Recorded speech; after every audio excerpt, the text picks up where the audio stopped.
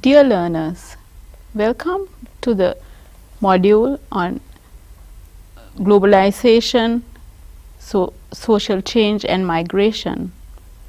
This is the interactive multimedia component of this module, and we will have a series of discussions that introduces you to this module. In the first discussion, we will be focusing on the overview of this module, which is globalization, migration and social change. And in this first session, we are going to discuss about the evolution of the concept of globalization, and then we will look at some of the theoretical perspectives and concepts associated with it, and then we will also be actually discussing a bit lengthily on all these three themes which are running in the module, which is globalization, migration and social change.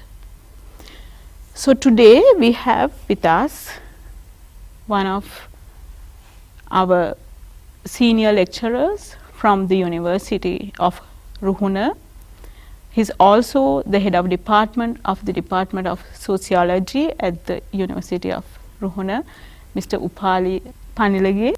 I welcome you warmly for this discussion session, and may I to start off the discussion, may I first invite you to comment on the evolution of the globalization process. Yes, when we talk about evolution of globalization process, there are two broad perspectives that the student has to understand and to study. The first perspective of the evolution of globalization is that it's a recent phenomena which was emerged in the 20th century with the large scale expansion of capitalist economy, which was actually developed during the 18th and 19th century, but expanded into the world with some attempts from the Western countries during the 20th century, and is continuing as today as well. The second broad perspective on the evolution of globalization is that it's not a recent phenomena. Okay. It was there in the world for centuries. For example, that some scholars argue that globalization was there since about 10,000 years ago, right? And according to this, I mean the evolution perspective, the emerge of the globalization, the history of emergence of the globalization goes back to the thousands of years of history. Okay, so Upale, what is the way in which for us to very simply tell our learners as to what globalization is, rather like how do you define it? Yeah, when we I think when we talk about globalization in very broad sense, because this word has been used by many scholars in the aspect of economics, social sciences and other sciences as well. But if we try to understand very simple sense, but in broad way, the globalization is a process of greater level of interaction, and it's not only interaction, it is a greater level of integration as well as greater level of interdependence, because there are greater level of interaction. Because of that interaction, it also creates interdependence among the people, among the societies, and among the countries of the globe. Okay. So, if I may ask you then to point to maybe a few key points in the globalization, like discussion for us, what are the key points of the evolution that we sort of take as examples? Yeah, if we take the globalization as an evolution process, as some of the scholars argue, we can see basically three waves. The first wave of the emerge of the globalization process goes back to the history of one of the landmark that we can mention is the finding of the Silk Road after the fall of the Constantinople city. That was the first sort of landmark we can mention in the first wave globalization, the emergence. After that, the other very the important event which we could mention is the colonization, which was initiated during the 16th century, and it was the expand into the world 18th and 19th century, and the introduction of the finding of Silk Road, then the introduction of colonization, and then now it has become in the more wider level with the neo-colonization systems, which is there in the society. So, the digital age, is there a concept like that? I am just imagining. Yeah, now we are talking about that we are in a digital world. It is the systems of the information technology has been the widely spread around the world. The students now we can't see any student without a mobile phone. The mobile phone is not just a mobile phone, right? It has many aspects, many features. We don't know what are the characteristics of mobile phone that they use. They are well connected with the other world. It's not now.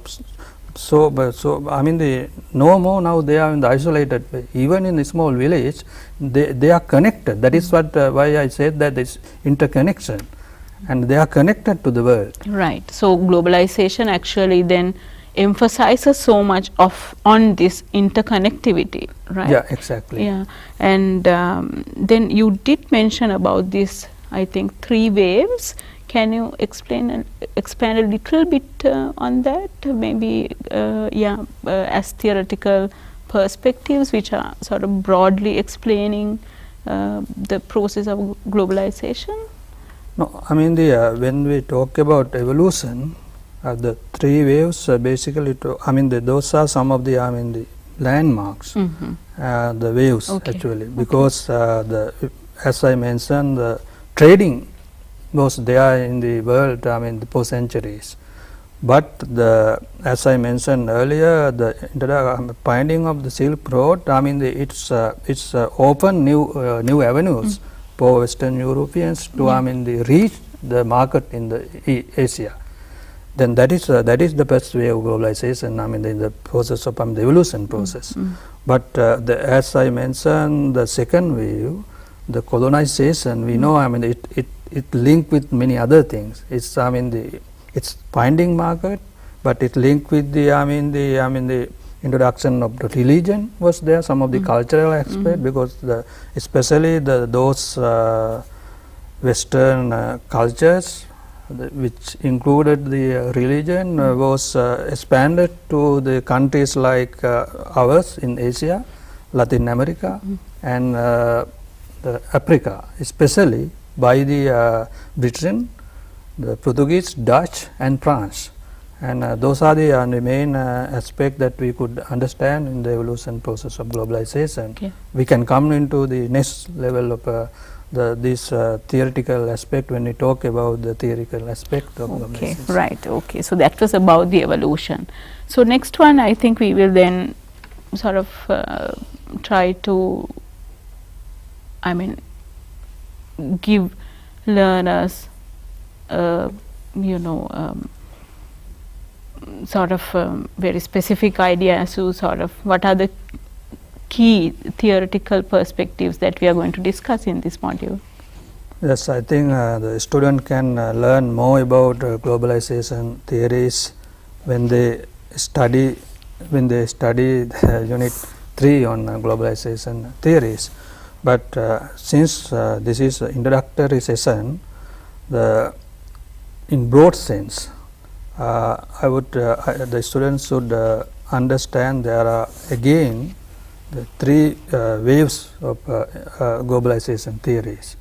So, in the first wave globalization theories, we call them as hyperglobalists. So, these hyperglobalists basically they argue with the expansion of globalization process, the national economics no more there. The national economics are there, but their role, there is no role for national economics as a result of greater level of expansion of the international economies. Right. And that's, the comes with that the global concept of global village. The whole globe is one globe. That is the the main argument of the hyperglobalists, and that's one of the theory, the broad perspective of theory that the student should understand when we study the globalization theories. Right. So, no more national, it goes beyond national, and there is no control like within the national, then it will go beyond that. Yeah, because the boundaries, now we are talking about some village boundaries, district boundaries, country level boundaries, right? With this large scale expansions of globalization process, right, there are no more boundaries. That is the the main concept there, right? Boundaries are there. You can see that, for example, Sri Lanka as an island, you can see there are boundaries. But as a concept, because although we are within those boundaries, that is only physical boundaries. But the globe, then we are part of the whole globe, and the world is just like one global village. That is the the main theory behind that. Okay. So, to go to the next one. The second wave globalization theories, they are mainly talking about this, the role of nation state, but their argument is also although nation state is there, with the expansion of governance, the law, right, and those sort of mechanism, the whole globe, like a global polity, right, is a whole the global political culture, right, because of that the politically also the whole the members of the society connected into the globe, although they have some traditional or their own systems of governance, the whole world is governed by the global political systems. Right. Okay. So, what would be the next level? Yeah, that we call is as the transformation. The transformatives. The third wave globalization. I think they are very much linked with the when I talk about that the evolution of globalization. I mentioned that the globalization is a process which was emerged in the world for centuries, and it was there for centuries, and it was a gradual process. This transformationists, they are mainly argue there is no such attempted the phenomena there, right? There is no no one is promoting this. Right. It is it's very much linked to our next discussion on this social change as well. So, it's a changing and gradual transformative process, right? That is the the transformative aspect of the globalization theories of the third wave of globalization. Thank you. And then Upali, can you just name a few for the first category of theories, like if you can name a couple of theories for each category, the hyper globalists what is the second category called? The It's skeptics. yeah, skeptics, and then the third one, the It's transform. transformative. Yeah. So, do you have anybody, key people that you would recommend for our learners to sort of, you know, look for information in this regard? I think this should comes at a later stage when we talk about globalization theories in In detail. the specific Yeah, ones, no? yeah. All right, okay. Then I want very quickly ask you, how do we sort of establish the link between globalization, migration and social change? Yeah, I think when we talk about, because this introductory session is on globalization, migration and social change, so definitely migration is one of the aspects of globalization. There are, we know that there are, in migration, and also there are out migration, and also in the concept of, we know that voluntary migration, and also post migration, right? There are two contradictory aspects to there. The one argument is that some of the scholars argue that due to the globalization process, take one example. So the globalization promote, just an example, the multinational companies can come and invest in that so-called third world country, for example in Sri Lanka, right? If they invest there, then there are some job opportunities, and then people don't want to immigrate from that country to other countries. So if that happen, and there won't be migration in theoretically, but in practice that's not happening, because in migration there are push factors as well as pull factors, right? The link here is due to what we call is that we call is as a development, large scale development of information communication, the transport and other, the access to knowledge and media. The people are no more, as I mentioned earlier, no more in those isolated physical boundaries. They tend to migrate from one place to another. Right. That has been eased Okay. by this new technological developments. Right. So, are there any other sort of aspects of social change? I mean, one is migration that we are going to cover in this module, Upali.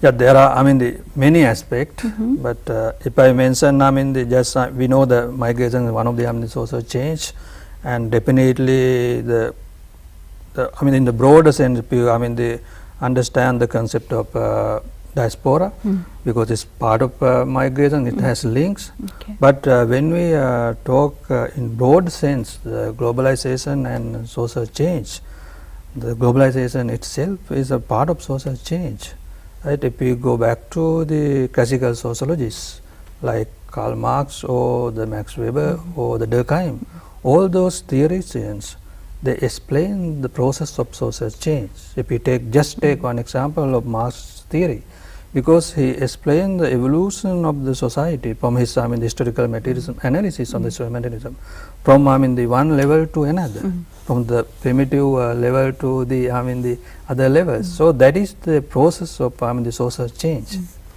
Right. I think we have adequately discussed as to what the module is going to be like to the learner. Thank you very much for a very enlightening piece of discussion. Thank you. I think Thank it's you. helpful for students.